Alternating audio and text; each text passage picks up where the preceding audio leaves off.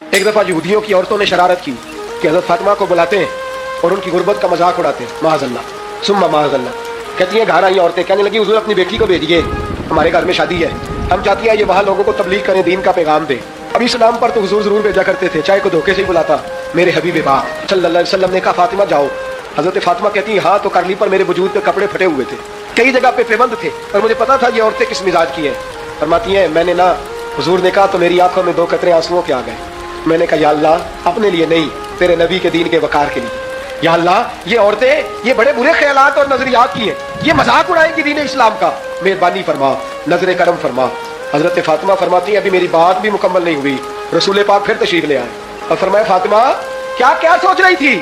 کیا حضور کوئی خاص نہیں؟ کچھ تو سوچ ہی رہی تھی۔ کہتی ہے میں نے بادشاہی کے نظارے گھر میں دیکھے، حضور کیا ہوا؟ فرماتے ہیں حضور نے چادر مبارک کھولی، اندر سے جوڑا نکالا، فرمایا پتہ نہیں تو نے کیا سوچا ہے، جبریل جنت سے جوڑا لے کے